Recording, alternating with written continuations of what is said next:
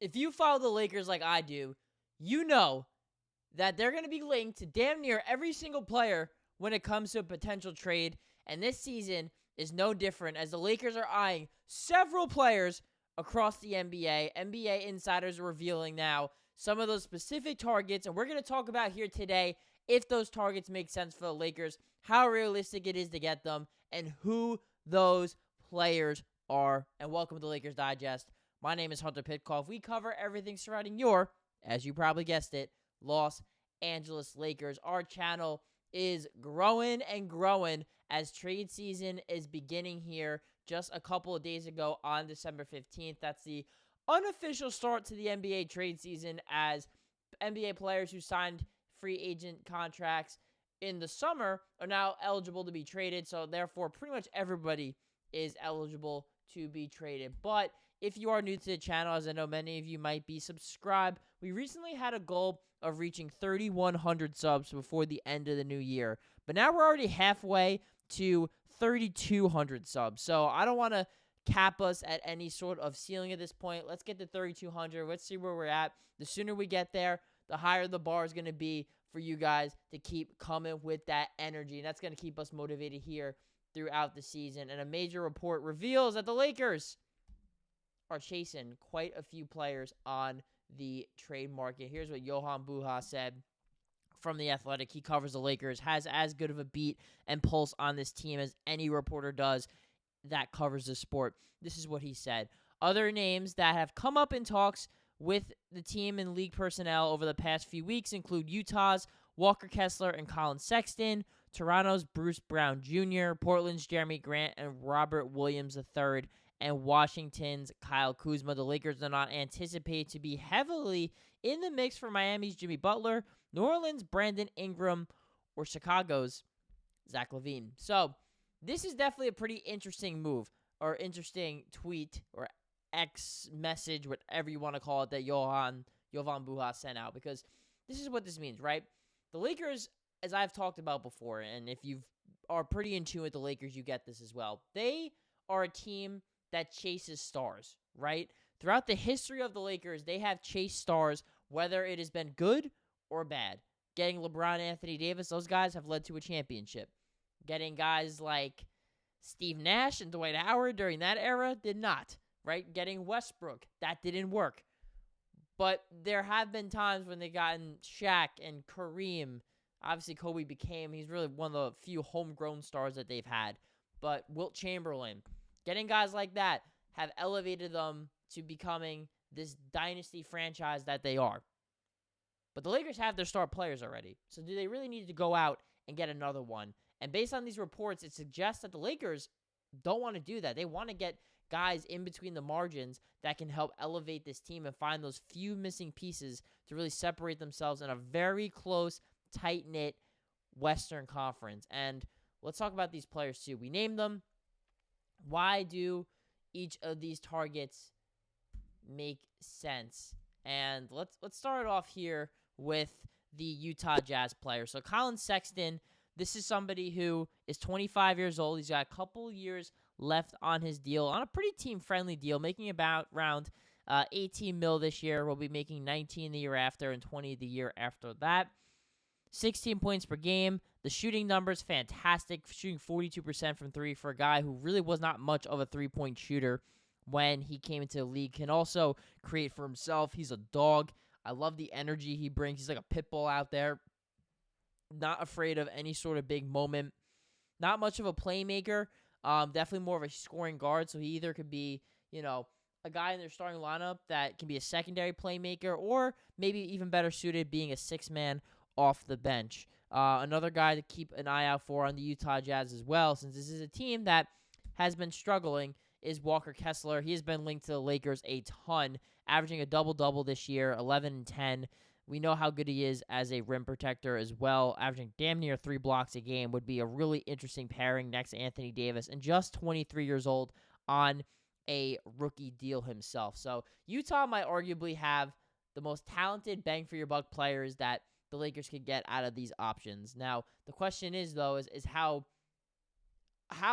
much can they actually realistically get these guys? Because they have done work in the past. They traded Westbrook to the Jazz, remember that, and they got Vanderbilt back. They got Malik Beasley back, and then D'Angelo Russell came from Minnesota in that 3-team deal. So it is possible. Danny Ainge, ironically, a Celtics staple in his history of being in basketball. However, he has done the Lakers some favors since being in Utah. So perhaps, despite that they're both in the Western Conference, these are two guys that couldn't be had. However, the asking price is probably going to be pretty high. It seems like 2 first-rounders is what the Jazz want for Walker Kessler, which despite him being a really good player and a really great fit for the Lakers, that is just way too high, even for someone I really like. And then I don't really know what Colin Sexton's is. You know, they have Keontae George there, so I think that's who they're going to want to be their lead guard moving forward and not Colin Sexton because they're both kind of similar. They're both really mainly scoring guards that need the ball in their hands, so they might step on each other's toes a little bit there. And so that's why I ultimately think that, you know, Colin Sexton's time might be up. And while he's still a young player, just 25 years old, he is somebody who definitely is going to be entering closer to his prime than a guy like Keontae George is. But let's look at some of these other options too here for the, oh my God. As you guys know, I'm not always the best with putting these together. But anyways, the Utah Jazz, like we said, not a very good basketball team. But let's talk about the Washington Wizards, who are like, hey, you think you're bad? Well, look at us. We are the worst team in basketball. The Wizards, after really asking a lot for Kyle Kuzma, they have, quote-unquote, lowered their asking prices in these trade talks.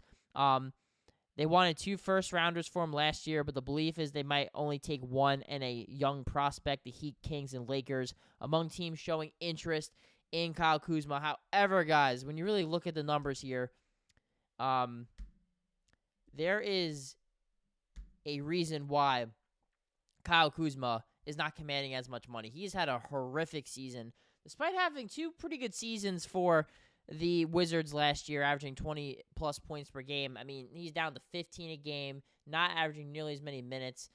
He's going to be 30 next year, and the shooting numbers are bad. I mean, 42% from the field, 27.5% from 3. This is by far and away Kyle Kuzma's worst shooting season of his entire career. And do the Lakers really want to trade for a guy like that who has played with LeBron and Anthony Davis, so that's good. But he's been used to being the main alpha guy in Washington. Is he going to be just immediately accustomed to fitting right back in that role? I'm not so sure. And while he is a big popular name, I'm not necessarily sure that the money makes sense because he is on the books for $20+ million the next couple of years. The Lakers do have the assets to trade for that, but do they really want to get a guy with a first-round pick and a young player and then some as well to go get Kyle Kuzma when in reality, he might not really be worth that much money anymore, guys, to be quite honest with you. But other names to keep an eye out for here as well. Here's Jeremy Grant, his stats over the last 3 seasons in Portland. The numbers have been down quite a bit. Also should keep note, guys, Jeremy Grant is a clutch client. So, and so is Colin Sexton. We know the clutch connections there. It is a real thing with Rich Paul, LeBron, and letting their guys with the Lakers. So, if we've known anything. But still, averaging 38% from 3. The field goal percentage is way, way down. He's not been nearly as efficient this year as he's been in years past. And then we also here have Robert Williams as well. Someone mentioned another big man. He missed all of last season with a knee injury. He's back now in 8 games this year. Pretty respectable numbers in very limited time. 9 points, a block and a half. This is somebody who is going to be your real definition of a big man, right? He's not a stretch 5 by any means. He can't shoot the ball. But what he does is defend the paint.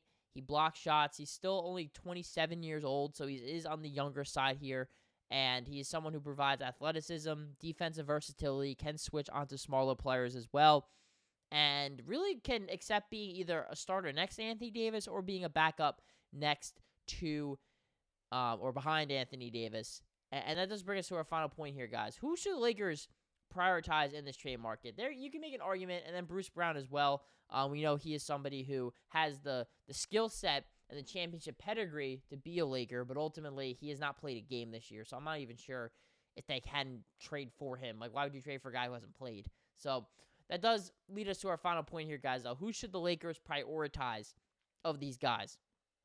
I think if possible, the Utah Jazz definitely have the best options. Walker Kessler, like I said, on a rookie contract. In fact, you could get Kessler and Colin Sexton both in a deal. If you get both those guys, the Lakers get a legitimate young starting center caliber, or he can come off the bench, who fits next to Anthony Davis, who are both great rim protectors. Walker Kessler rebounds the ball. He doesn't need a lot of shots or high volume to be an effective player. And he does all the little things that you want a role player big man to do. And again, only 23 years old. Colin Sexton, still pretty young himself, going to be turning 26 pretty soon. But he can be that spark plug off the bench, or he could be a starter. Defensively, probably your best defensive guard that you'll have in your rotation. And on top of that as well, Colin Sexton is also a dog. He's become a much better three-point shooter, which the Lakers desperately need more consistency out of. He can help run your offense. He can score. And he's definitely a very good athlete and a competitor that I think Laker fans will really, really like. I think that's why of those options that, again, Jovan Buha, I always say his name wrong, laid out, I think those are the best options that they have. If healthy, Bruce Brown makes a ton of sense as well. He's on an expiring contract. The Lakers can trade D'Angelo Russell. They could trade Jalen Hitchafino and perhaps a late pick to go get him. Probably not even a first. Might only be able to get him for a couple seconds because he's been hurt. I also love the Robert Williams idea. I think for a cheap price, you look at the Portland Trailblazers logjam at center. They have Donovan Clingan, who's clearly their top priority at center. DeAndre Ayton, who's damn near untradeable. No one's going to want him with his contract and his production. It does not really add up. And then you got Robert Williams, who is on a very cheap deal, kind of the odd man out there, and is somebody who I think his days are numbered there because a lot of teams are going to want Robert Williams because he's a really, really good role player as a big. And had he been the same age as Walker Kessler, I would actually argue he would be a better option. But again, he's cheaper. So I think he's going to be cheaper to get. And I actually like him more than Jonas Valanciunas, although I do think it's going to be harder to get Robert Williams than Jonas, just because Portland, they don't love trading with the Lakers. If you look at their history of dealing with each other, they did never want to trade Dame to the Lakers. That was never going to happen because Portland wouldn't let it happen. So let's see if they're a little less stingy with Robert Williams, the third there. Kyle Kuzma, I'm not really a big fan of that trade. I don't really think he fits. He's having a down year. I don't really like trading for guys who are having a down year. And then Jeremy Grant, I like the player, but again, he's in his 30s right now, a little bit older.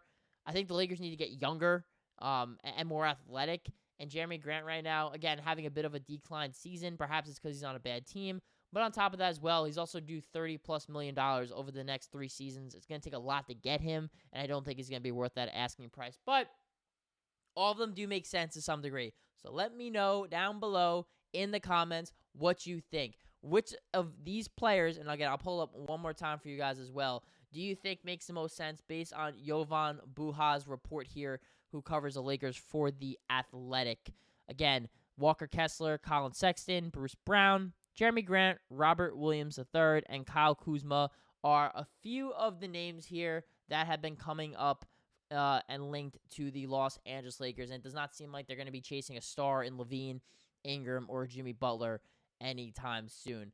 And again, guys, we're wrapping it up right now. It's a season of giving, whichever holidays you like to celebrate. And you can give back today by just subscribing. It doesn't cost you a damn thing. You're already watching the videos anyway. And if you're a Los Angeles Laker fan, you want to be tapped into your team, I promise you we are going to bring you everything you need to know about your Los Angeles Lakers here on Lakers Digest.